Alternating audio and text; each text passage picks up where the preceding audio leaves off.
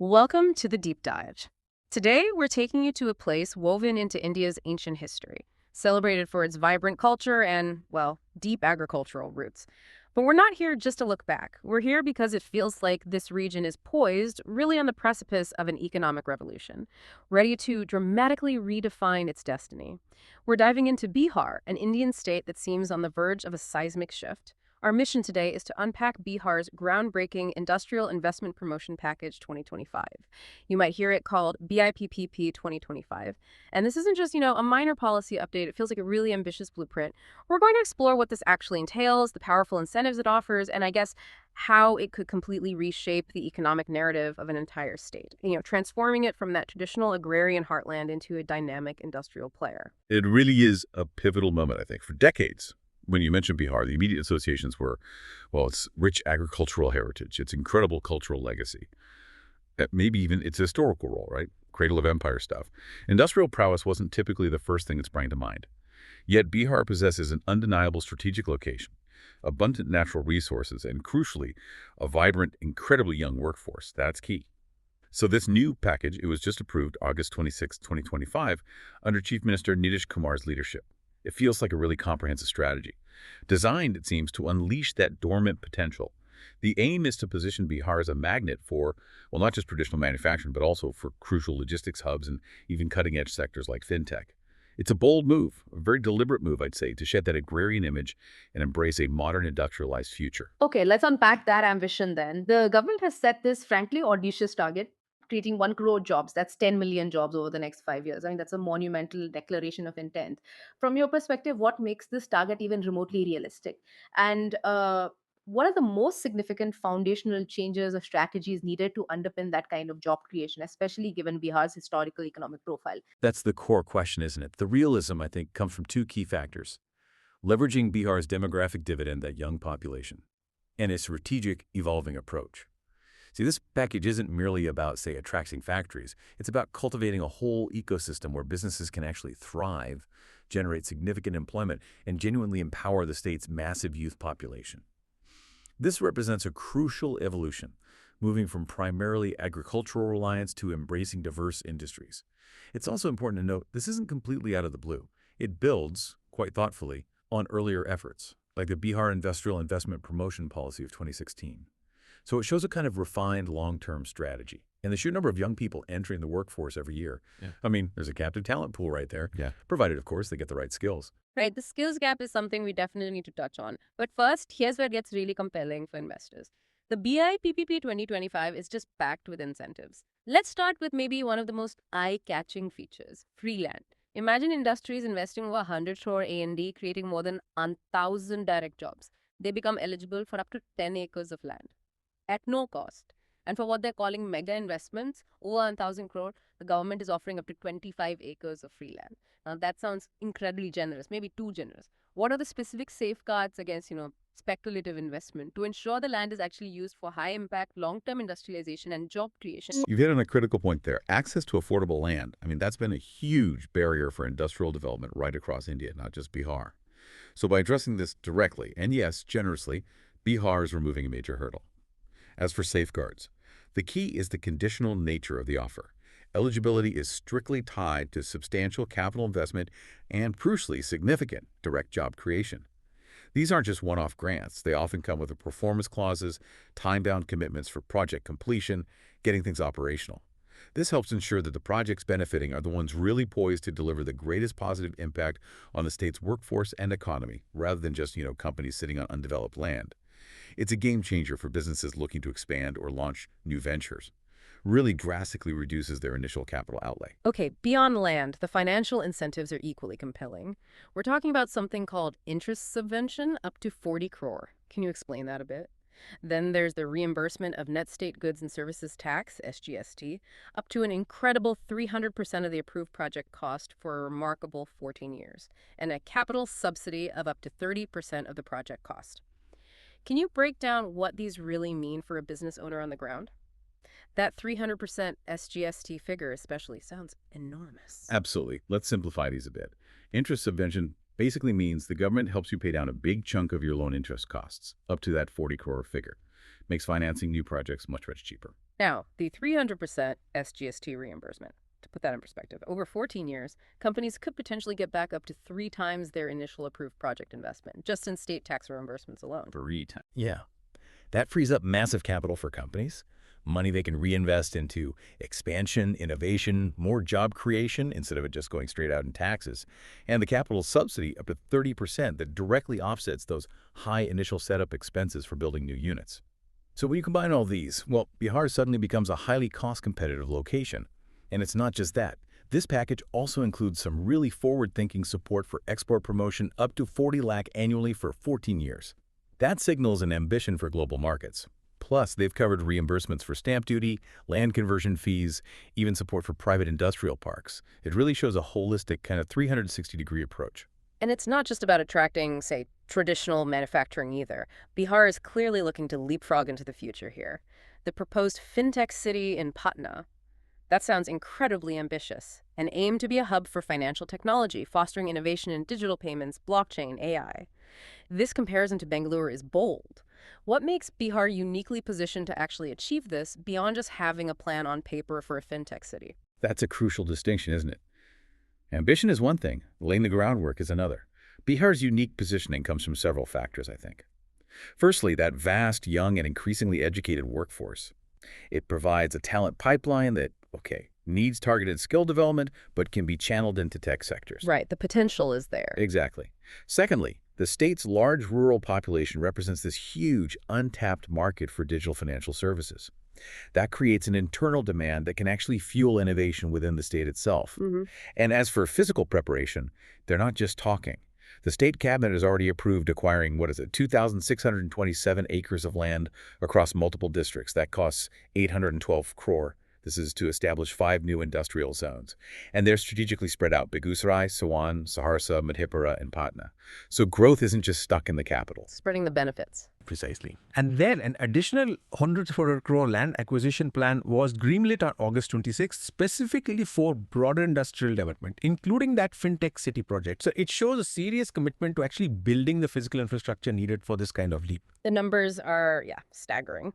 But I think the most deeply resonating part is the potential human impact. You think about a young man from, say, Saharsa. Maybe he once thought his only option was leaving Bihar, finding a job in some distant factory hundreds of miles away. Now, with these new industrial zones possibly emerging right in his own district, he could find stable, meaningful work closer to home, supporting his family, contributing directly to his community, or, consider a young woman in Patna, maybe trained in coding through a government-backed program, getting a job at the new FinTech City. These aren't just job statistics on a page, they feel like tangible pathways. Pathways to dignity, stability, and ambitious futures for millions. But for this to work, Bihar needs that skilled workforce ready for these new industries. You mentioned skills earlier. What specific initiatives are being put in place to ensure young Biharis are actually prepared for these jobs? That's exactly where the focus on skill development becomes absolutely paramount. You can't have one without the other. Bihar's education system is genuinely vast. 2.1 crore students in elementary schools, another 56.2 lakh in secondary and higher secondary. The government clearly recognizes that this demographic dividend, it has to be transformed into a skilled workforce. It doesn't just happen automatically. So the BIPPP 2025 and other supporting initiatives are heavily investing in vocational training. They're pushing for tie-ups with industry to help design the curriculum, make it relevant, establishing specialized training centers. The goal is to ensure young Biharis are not just seen as laborers, but are actually equipped to be innovators, skilled technicians, future leaders in these new fields. It's about aligning that industrial growth push with robust training programs right from the ground up. Okay, but no transformation of this magnitude comes without challenges. And a deep dive means we need to look at them head on, right? So what are some of the most significant hurdles Bihar needs to overcome to make this ambitious vision a reality?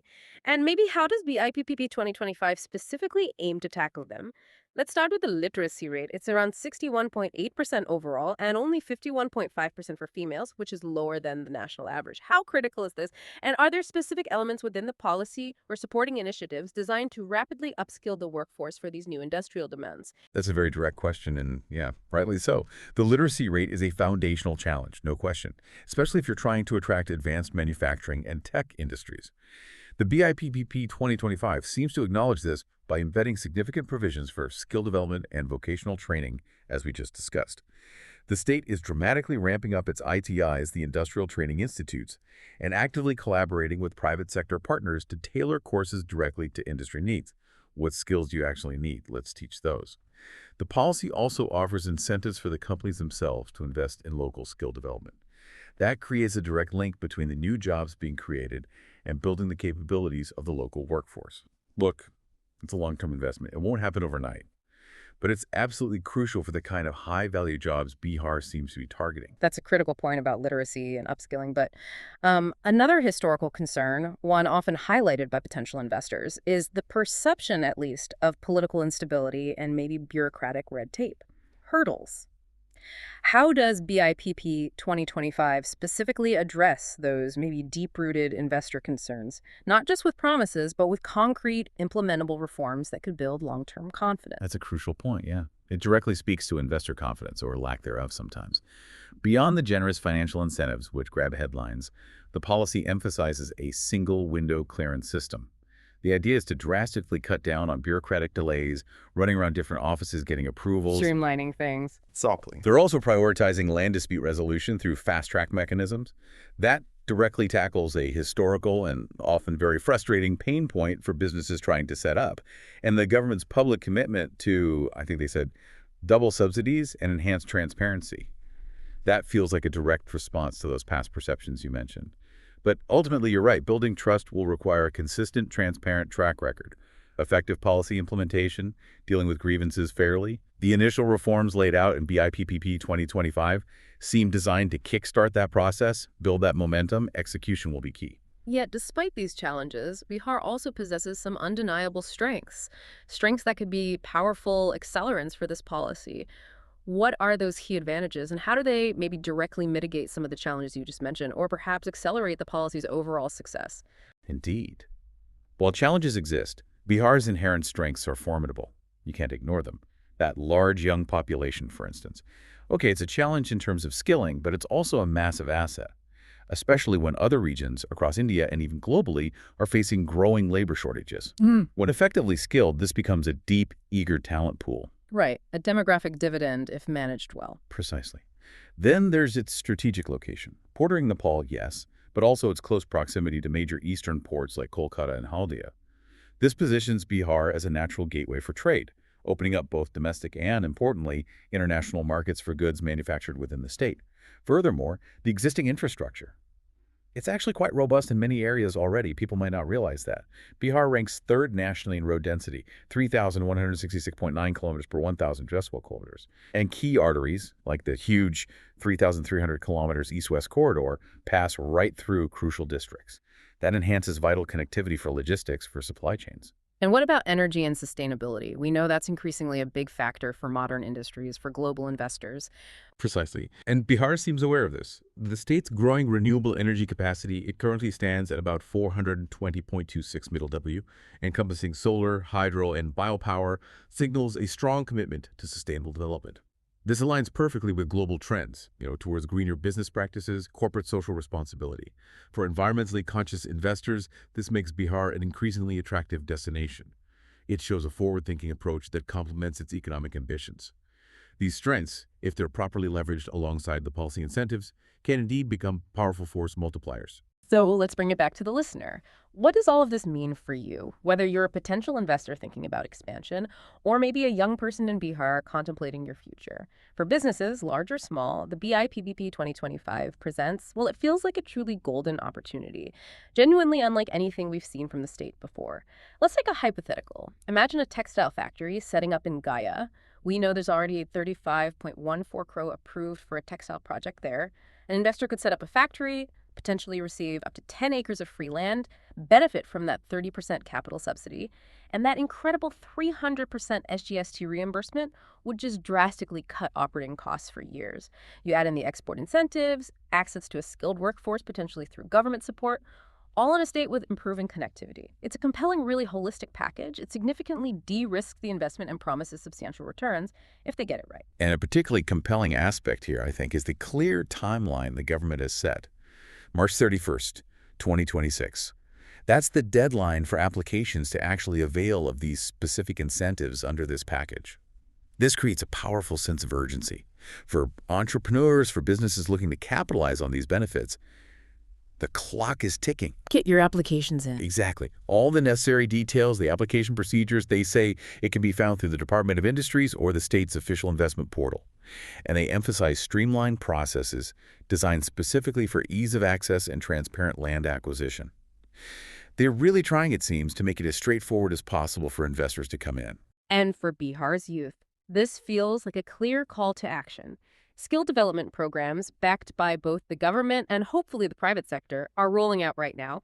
They're designed to equip you for these new opportunities. Whether it's mastering advanced manufacturing techniques or diving headfirst into that exciting world of fintech we talked about, or maybe specializing in logistics, now is absolutely the time to seize these opportunities, to be an active, integral part of this incredible transformation that seems to be unfolding across your home state. So we've taken a deep dive into Bihar's ambitious Industrial Investment Promotion Package 2025.